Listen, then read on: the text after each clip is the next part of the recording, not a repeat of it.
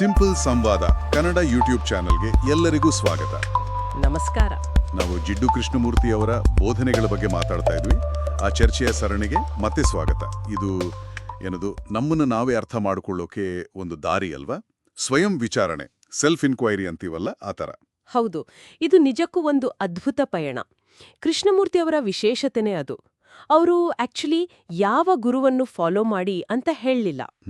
ಬದಲಿಗೆ ನಮ್ಮನ್ನು ನಾವೇ ಪ್ರಶ್ನೆ ಮಾಡ್ಕೊಳ್ಳಿ, ನಿಮ್ಮೊಳಗೆ ನೀವೇ ನೋಡಿ ಅಂತ ಪ್ರೇರೇಪಿಸಿದ್ರು. ಅದು ಅವರ ದಾರಿ. ಕರೆಕ್ಟ್. ಅವರ ಶೈಲಿನೇ ವಿಶಿಷ್ಟ. ಸರಿ, ಹಾಗಾದ್ರೆ ಇವತ್ತಿನ ನಮ್ಮ ಚರ್ಚೆ ಒಂದು ಮೂಲಭೂತ ಮಾನಸಿಕ ಪರಿಕಲ್ಪನೆ ಬಗ್ಗೆ. ಕೃಷ್ಣಮೂರ್ತಿಯವರು ಬಹಳಷ್ಟು ಮಾತಾಡಿರೋ ವಿಷಯ ಅದು ಸಂಘರ್ಷ, ಕಾನ್ಫ್ಲಿಕ್ಟ್. ಸಾಮಾನ್ಯವಾಗಿ ನಾವು ಹೊರಗಡೆ ನೋಡ್ತೀವಿ ಸಂಘರ್ಷವನ್ನ. ಹೌದು. ಆದರೆ ಕೃಷ್ಣಮೂರ್ತಿಯವರು ಮುಖ್ಯವಾಗಿ ನಮ್ಮ ಒಳಗಿನ ಸಂಘರ್ಷದ ಬಗ್ಗೆ ಮಾತಾಡ್ತಾರೆ. ಅದರ ಬಗ್ಗೆ ಸ್ವಲ್ಪ ಆಳವಾಗಿ ನೋಡೋಣವಾ? ಖಂಡಿತ. ಕೃಷ್ಣಮೂರ್ತಿಯವರು ಹೇಳೋ ಹಾಗೆ ಸಂಘರ್ಷ ಅಂದ್ರೆ ಅದು ಬೇಸಿಕಲಿ ನಮ್ಮೊಳಗಿನ ಒಂದು ಹೋರಾಟ, ಒಂದು ವಿಭಜನೆ ಇದ್ದ ಹಾಗೆ. ವಿಭಜನೆ ಹೇಗೆ ಅಂದ್ರೆ ನೋಡಿ, ಈ ಕ್ಷಣದಲ್ಲಿ ನಾನು ಹೀಗಿದ್ದೀನಿ ಅನ್ನೋದೊಂದು ವಾಸ್ತವ. ಸರಿ. What is. ಹೌದು, ವಾಟ್ ಈಸ್. ಮತ್ತೆ ನಾನು ಹೀಗಿರಬೇಕು ಅಥವಾ ಹೀಗಿರಬಾರ್ದು ಅಂತ ಒಂದು ಕಲ್ಪನೆ ಇರುತ್ತೆ. What should be. Okay, what should be. ಇರುವುದಕ್ಕೂ ಇರಬೇಕು ಅನ್ನೋದಕ್ಕೂ ನಡುವೆ ಇದೆಯಲ್ಲ ಒಂದು ಅಂತರ. ಅದೇ ಸಂಘರ್ಷದ ಮೂಲ ಅಂತ ಅವ್ರು ಹೇಳ್ತಾರೆ. ಅಂದ್ರೆ ಉದಾಹರಣೆಗೆ, ನನ್ನಲ್ಲಿರುವ ಕೋಪ ವಾಟ್ ಈಸ್, ಆದ್ರೆ ನಾನು ಶಾಂತವಾಗಿರಬೇಕು ಅನ್ನೋದು ವಾಟ್ ಶುಡ್ ಬಿ. ಎಕ್ಸಾಕ್ಟ್ಲಿ. ಈ ಎರಡರ ನಡುವಿನ ತಿಕ್ಕಾಟವೇ ಅದೇ ನಿಖರವಾಗಿ ನಮ್ಮ ಆಸೆಗಳು, ಭಯಗಳು, ಅವುಗಳ ನಡುವಿನ ಜಗ್ಗಾಟ. ನಮ್ಮ ನಂಬಿಕೆಗಳು ಒಂದು ಕಡೆ ಎಳೆದ್ರೆ ವಾಸ್ತವ ಬೇರೆನೇ ಇರುತ್ತೆ. ಅಥವಾ ನಮ್ಮಲ್ಲೇ ಬೇರೆ ಬೇರೆ ಬಯಕೆಗಳಿರ್ತವೆ, ಅವು ಒಂದಕ್ಕೊಂದು ವಿರುದ್ಧವಾಗಿರ್ತವೆ. ಇವೆಲ್ಲವೂ ಸಂಘರ್ಷದ ಬೇರೆ ಬೇರೆ ರೂಪಗಳಷ್ಟೇ. ಅಂದ್ರೆ ನಾವು ಹೋಲಿಕೆ ಮಾಡ್ತಿರೋ ತನಕ, ವಿಭಜನೆ ಮಾಡ್ತಿರೋ ತನಕ, ಅಥವಾ ಈಗ ಇರೋದನ್ನ ಒಪ್ಪುಕೊಳ್ದೆ ಅದಕ್ಕೆ ಪ್ರತಿರೋಧ ಮಾಡ್ತಿರೋ ತನಕ ಈ ಸಂಘರ್ಷ ಇದ್ದೇ ಇರುತ್ತೆ. ಹೌದು, ಖಂಡಿತವಾಗಿಯೂ. ನಾವು ಸದಾ ಹೋಲಿಸ್ತಾನೆ ಇರ್ತೀವಿ ಅಲ್ವಾ? ನನ್ನನ್ನು ಬೇರೆಯವರ ಜೊತೆ, ಇವತ್ತಿನ ಸ್ಥಿತಿಯನ್ನು ನಿನ್ನೆಯ ಜೊತೆ, ಅಥವಾ ಒಂದು ಆದರ್ಶದ ಜೊತೆ. ನಿಜ. ಈ ಹೋಲಿಕೆ, ವಿಭಜನೆ ಮತ್ತೆ ಇರೋದಕ್ಕೆ ಬೇಡ ಅನ್ನೋ ಮನಸ್ಥಿತಿ ಇದೇ ಸಂಘರ್ಷವನ್ನ ಜೀವಂತವಾಗಿಡೋದು. ಮತ್ತೆ ಒಂದು ಮುಖ್ಯವಾದ ವಿಷಯ ಅಂದ್ರೆ, ಈ ಸಂಘರ್ಷದಲ್ಲಿ ಸಿಲುಕಿರೋ ಮನಸ್ಸು ಯಾವತ್ತೂ ಫ್ರೀ ಆಗಿರಲ್ಲ. ಶಾಂತವಾಗಿರಲು ಸಾಧ್ಯವೇ ಇಲ್ಲ. ಸ್ಪಷ್ಟತೆ ಇರಲ್ಲ, ಪ್ರೀತಿ ಇರಲ್ಲ. ಹಾಗಾಗಿ ಸಂಘರ್ಷದ ಆಳ, ಅದರ ಮೂಲ, ಅದನ್ನ ಅರ್ಥ ಮಾಡ್ಕೊಳ್ಳದೆ ನಿಜವಾದ ಬದಲಾವಣೆ ಸಾಧ್ಯವಿಲ್ಲ ಅಂತ ಅವರು ಸ್ಪಷ್ಟವಾಗಿ ಹೇಳ್ತಾರೆ. ಆದ್ರೆ ನೀವು ಹೇಳ್ದಾಗೆ ಇರುವುದರೊಂದಿಗೆ ಇರುವುದು ಅಂದ್ರೆ ಬೀಯಿಂಗ್ ವಿತ್ ವಾಟ್ ಈಸ್, ಕೆಲವರಿಗೆ ಅದು ಏನೋ ಒಂಥರ ನಿಷ್ಕ್ರಿಯತೆ ತರ ಕಾಣಿಸೋದಿಲ್ವಾ? ಪ್ಯಾಸಿವಿಟಿ. ಇದು ತುಂಬಾ ಜನ ಕೇಳೋ ಪ್ರಶ್ನೆ. ಅಂದ್ರೆ ಏನು ಮಾಡದೆ ಸುಮ್ಮನೆ ಇರೋದಾ? ಪರಿಸ್ಥಿತಿ ಸರಿ ಮಾಡಕ್ಕೆ ಪ್ರಯತ್ನಿಸಬಾರ್ದಾ? ಇಲ್ಲ. ಕೃಷ್ಣಮೂರ್ತಿ ಗಮನಿಸು ಅಂದಾಗ ಅದು ನಿಷ್ಕ್ರಿಯತೆ ಅಲ್ಲ. ಅದು ಆಕ್ಚುಲಿ ತುಂಬಾ ತೀವ್ರವಾದ ಒಂದು ಅರಿವು, ಇಂಟೆನ್ಸ್ ಅವೇರ್ನೆಸ್. ಓಕೆ. ನಮ್ಮೊಳಗೆ ಕೋಪ, ಭಯ, ದುಃಖ ಏನೋ ಒಂದು ಭಾವನೆ ಬಂತು ಅಂದಾಗ ತಕ್ಷಣ ಅದನ್ನ ಇದು ಕೆಟ್ಟದ್ದು, ಹೀಗಿರಬಾರ್ದು ಅಂತ ಜಡ್ಜ್ ಮಾಡಿ ಅದನ್ನ ಸಪ್ರೆಸ್ ಮಾಡೋದು ಅಥವಾ ಅದರಿಂದ ಓಡಿ ಹೋಗಕ್ ಟ್ರೈ ಮಾಡೋದು ಇದಲ್ಲ. ಬದಲಿಗೆ ಆ ಭಾವನೆ ಅಥವಾ ಆಲೋಚನೆ ಹೇಗೆ ಬಂತು, ಅದರ ಎಫೆಕ್ಟ್ ಏನು, ಅದನ್ನ ಯಾವುದೇ ತೀರ್ಪು ಇಲ್ಲದೆ ಪೂರ್ತಿಯಾಗಿ ಗಮನಿಸೋದು, ಅಬ್ಸರ್ವ್ ಮಾಡೋದು. ಹೌದು, ಜಸ್ಟ್ ಅಬ್ಸರ್ವ್. ಆ ಸ್ಪಷ್ಟವಾದ ಅರಿವಿನಿಂದ ಬರೋ ಆಕ್ಷನ್ ಇದೆಯಲ್ಲ, ಅದು ರಿಯಾಕ್ಷನ್ಗಿಂತ ತುಂಬಾ ಭಿನ್ನವಾಗಿರುತ್ತೆ. ಅದು ಸಂಘರ್ಷದಿಂದ ಬರೋದಿಲ್ಲ. ಇದು ಕೇಳಕ್ ಸುಲಭ ಆದ್ರೂ ಆಚರಣೆಗೆ ತರೋದು ಕಷ್ಟ ಅನ್ಸುತ್ತಾ?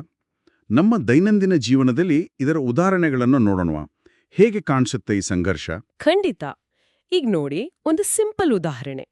ನಮ್ಗೆಲ್ಲರಿಗೂ ದಯೆಯಿಂದ ಇರಬೇಕು ಅಂತ ಆಸೆ ಇರುತ್ತೆ. ಹೌದು. ಆದ್ರೆ ಯಾರಾದ್ರೂ ಸ್ವಲ್ಪ ನಮ್ಗೆ ನೋವು ಮಾಡಿದ್ರೆ ಸಾಕು, ತಕ್ಷಣ ಕೋಪ ಬಂದ್ಬಿಡುತ್ತೆ. ನಿಜ. ಇಲ್ ನೋಡಿ, ದಯೆಯಿಂದ ಇರಬೇಕು ಅನ್ನೋದು ಒಂದು ಐಡಿಯಲ್, ವಾಟ್ ಶುಡ್ ಬಿ. ಆದ್ರೆ ಕೋಪ ಬರ್ತಿದೆ ಅನ್ನೋದು ವಾಟ್ ಈಸ್. ಈ ಎರಡರ ನಡುವೆ ಸಂಘರ್ಷ ಶುರುವಾಗತ್ತೆ. ಸರಿ. ಕ್ಷಮಿಸ್ಬೇಕು ಅನ್ಸುತ್ತೆ, ಅದೇ ಟೈಮಲ್ಲಿ ಸೇಡು ತೀರಿಸ್ಕೋಬೇಕು ಅನ್ನೋ ಯೋಚನೆನೂ ಬರುತ್ತೆ. ಇದು ಒಳಗಿನ ವಿಭಜನೆ. ವೃತ್ತಿ ಜೀವನದಲ್ಲೂ ಇದು ಕಾಮನ್ ಅಲ್ವಾ? ಈಗ ಕೆಲ್ಸದಲ್ಲಿ ಭದ್ರತೆ ಇರುತ್ತೆ, ಅದಕ್ಕೆ ಆ ಕೆಲಸ ಮಾಡ್ತಿರ್ತೀವಿ. ಆದ್ರೆ ಮನಸ್ಸು ಮಾತ್ರ ಏನೋ ಕ್ರಿಯೇಟಿವ್ ಆಗಿ ಮಾಡಬೇಕು ಅಥವಾ ನನ್ನ ಇಷ್ಟದ ಹವ್ಯಾಸವನ್ನೇ ಫಾಲೋ ಮಾಡಬೇಕು ಅಂತ ಹೇಳ್ತಿರುತ್ತೆ. ಹೌದು. ಈ ಮಾಡಲೇ ಬೇಕಾದ ಕರ್ತವ್ಯ ಒಂದ್ ಕಡೆ, ಮಾಡಲು ಬಯಸುವ ಆಸೆ ಇನ್ನೊಂದ್ ಕಡೆ. ಈ ಎರಡು ಕಡೆ ಎಳೆಯುವಾಗ ಅದು ನಿರಂತರವಾದ ಒತ್ತಡ, ಸಂಘರ್ಷನೆ ತಾನೇ? ನಿಜ. ಸಂಬಂಧಗಳಲ್ಲೂ ಹೀಗೆನಾ? ಖಂಡಿತ. ಈಗ ನಮ್ಮ ಪಾರ್ಟ್ನರ್ ಜೊತೆ ತುಂಬಾ ಹತ್ರವಾಗಿ, ಆತ್ಮೀಯವಾಗಿ ಇರ್ಬೇಕು ಅಂತ ಆಸೆ ಇರುತ್ತೆ. ಅದೇ ಸಮಯದಲ್ಲಿ ನಮಗೆ ನಮ್ಮದೇ ಆದ ಸ್ಪೇಸ್, ವೈಯಕ್ತಿಕ ಸ್ವಾತಂತ್ರ್ಯ ಕೂಡ ಬೇಕು ಅನ್ಸುತ್ತೆ. ಹೌದು, ಎರಡೂ ಬೇಕು. ಈ ಎರಡೂ ಬಯಕೆಗಳು ಒಂದಕ್ಕೊಂದು ವಿರುದ್ಧ ದಿಕ್ಕಲ್ಲಿ ಎಳೆದಾಗ ಏನಾಗುತ್ತೆ? ಸಂಬಂಧದಲ್ಲಿ ಟೆನ್ಷನ್, ವಾದ ವಿವಾದ ಇದೆಲ್ಲ ಶುರುವಾಗುತ್ತೆ. ಇದು ಕೂಡ ಸಂಘರ್ಷದ ಒಂದು ರೂಪವೇ. ಓಕೆ. ಹಾಗಾದ್ರೆ ಇದನ್ನೆಲ್ಲ ನಮ್ಮ ದಿನನಿತ್ಯದ ಬದುಕಿನಲ್ಲಿ ಹೇಗೆ ಗಮನಿಸೋದು? ಇದ್ರ ಬಗ್ಗೆ ಹೆಚ್ಚು ಜಾಗೃತರಾಗಿರೋದು ಹೇಗೆ? ಮೊದಲನೇ ಹೆಜ್ಜೆ ಅಂದ್ರೆ ನಮ್ಮೊಳಗಿನ ಈ ವೈರುಧ್ಯಗಳನ್ನ, ಕಾಂಟ್ರಡಿಕ್ಷನ್ಸ್ನ ಗಮನಿಸೋಕೆ ಶುರು ಮಾಡಬೇಕು. ಗಮನಿಸೋದು ಅಂದ್ರೆ ಯಾವ ಕ್ಷಣಗಳಲ್ಲಿ ನಮ್ಮ ಯೋಚನೆಗಳು, ಭಾವನೆಗಳು ಅಥವಾ ಕೆಲಸಗಳು ಬೇರೆ ಬೇರೆ ದಿಕ್ಕಿಗೆ ಇಳಿತಾ ಇವೆ ಅಂತ ಗುರುತಿಸೋದು. ಅದೇ ಸಂಘರ್ಷದ ಆರಂಭ. ಸರಿ. ಎರಡನೇದಾಗಿ, ನಾವು ಯಾವುದೋ ಒಂದು ಆದರ್ಶವನ್ನ, ಒಂದು ಶುಡ್ ಬಿ ಅನ್ನೋ ಐಡಿಯಾನ ಹಿಡ್ಕೊಂಡು ಈ ಕ್ಷಣದ ವಾಸ್ತವವನ್ನ, ವಾಟ್ ಈಸ್ ಅನ್ನೋದನ್ನ ನಿರಾಕರಿಸ್ತಾ ಇದೀವಾ ಅಂತ ನಮ್ಮನ್ನ ನಾವೇ ಕೇಳ್ಕೋಬೇಕು. ಆ ಆದರ್ಶ ಪಾಲಿಸೋಕ್ ಹೋಗಿ ನಾವೇ ಸಂಘರ್ಷ ಸೃಷ್ಟಿ ಮಾಡ್ಕೊಳ್ತಾ ಇದೀವಾ ಅಂತ. ಎಕ್ಸಾಕ್ಟ್ಲಿ. ಆ ಆದರ್ಶವೇ ಕಾರಣ ಆಗಿರ್ಬೋದು. ಈಗ ವಿಷಯ ನಿಜವಾಗ್ಲೂ ತುಂಬಾ ಆಳಕ್ಕೆ ಹೋಗ್ತಾ ಇದೆ. ಇದು ನೇರವಾಗಿ ನಮ್ಮನ್ನ ಸ್ವಯಂ ವಿಚಾರಣೆ ಕಡೆ ಕರ್ಕೊಂಡೋಗುತ್ತಲ್ವಾ? Self inquiry. ಹೌದು, ಖಂಡಿತವಾಗಿಯೂ. ಅಂದ್ರೆ ನಾವೇ ನಮಗೆ ಕೆಲವು ಬೇಸಿಕ್ ಪ್ರಶ್ನೆಗಳನ್ನ ಕೇಳ್ಕೊಳ್ಬೇಕಾಗತ್ತೆ. ಖಂಡಿತವಾಗಿಯೂ. ಈ ಸ್ವಯಂ ವಿಚಾರಣೆನೇ ಇಲ್ಲಿ ಕೀಳಿಕ. ಕೃಷ್ಣಮೂರ್ತಿ ಪದೇ ಪದೇ ಇದನ್ನೇ ಹೇಳೋದು. ನಾವೇ ನಮಗೆ ಕೆಲವು ಪ್ರಶ್ನೆಗಳನ್ನ ಕೇಳ್ಕೋಬೋದು. ಯಾವ ತರದ ಪ್ರಶ್ನೆಗಳು? ಅಥವಾ ನನ್ನ ಒಳಗಿನ ಹೋಲಿಕೆ, ಭಯ, ಆಸೆ ಇವು ಕಾರಣನ? 2, ನಾನು ಇಲ್ಲದಿರುವುದನ್ನು ಆಗೋಕ್ಕೆ ಪ್ರಯತ್ನ ಪಡ್ತಾ ಇದ್ದೀನಾ? ಅಂದ್ರೆ ವಾಟ್ ಈಸ್ ಅನ್ನೋದನ್ನ ಬಿಟ್ಟು ವಾಟ್ ಶುಡ್ ಬಿ ಹಿಂದೆ ಬಿದ್ದಿದ್ದೀನಾ? ಆ ಪ್ರಯತ್ನವೇ ಈ ಟೆನ್ಷನ್ಗೆ ಕಾರಣನಾ? ಇದು ಬಹಳ ಮುಖ್ಯವಾದ ಪ್ರಶ್ನೆ. ಹೌದು. 3, ನಾನು ಈಗ ನಿಜವಾಗಿ ಏನು ಫೀಲ್ ಮಾಡ್ತಾ ಇದ್ದೀನಿ, ಅದು ಖುಷಿ ಇರ್ಲಿ, ದುಃಖ ಇರ್ಲಿ, ಕೋಪ ಇರ್ಲಿ, ಅದನ್ನ ಯಾವುದೇ ಜಡ್ಜ್ಮೆಂಟ್ ಇಲ್ಲದೆ, ವಿಶ್ಲೇಷಣೆ ಮಾಡದೆ, ವಿರೋಧಿಸದೆ ಸುಮ್ನೆ ಕೇವಲ ಗಮನಿಸೋಕೆ ಸಾಧ್ಯನಾ? ಓಹ್, ಜಸ್ಟ್ ನೋಡೋದು. ಮುಂದುವರೆದು, ನನ್ನ ಆಸೆಗಳು, ಭಯಗಳು ಇವು ನನ್ನನ್ನು ಹೇಗೆ ವಿರುದ್ಧ ದಿಕ್ಕುಗಳಲ್ಲಿ ಎಳೆಯುತ್ತವೆ, ಇದನ್ನು ಗಮನಿಸಬಹುದಾ? ಖಂಡಿತ. ಮತ್ತೆ ಬಹುಶಃ ಎಲ್ಲಕ್ಕಿಂತ ಕಷ್ಟದ ಪ್ರಶ್ನೆ ಇರಬಹುದು. ಈ ಸಂಘರ್ಷವನ್ನ ಬರೀ ಸಪ್ರೆಸ್ ಮಾಡೋದಲ್ಲ, ಅದರಿಂದ ಓಡಿ ಹೋಗುವುದಲ್ಲ, ಅದನ್ನ ಪೂರ್ತಿಯಾಗಿ ಅರ್ಥ ಮಾಡ್ಕೊಳ್ಳೋದ್ರಿಂದ ಸಂಘರ್ಷ ಇಲ್ಲದೇನೆ ಬದುಕೋಕ್ ಸಾಧ್ಯನಾ? ಈ ಪ್ರಶ್ನೆಗಳು ಇವು ಬರೀ ತಲೆಗೆ ಕೆಲ್ಸ ಕೊಡೋ ಪ್ರಶ್ನೆಗಳಲ್ವಾವು. ಅಲ್ಲ, ನಮ್ಮ ಅನುಭವದ ಆಳಕ್ಕೆ ಇಳಿಯೋಕೆ ದಾರಿ ಮಾಡಿಕೊಡುತ್ತೆ. ಹೌದು, ನಿಜ.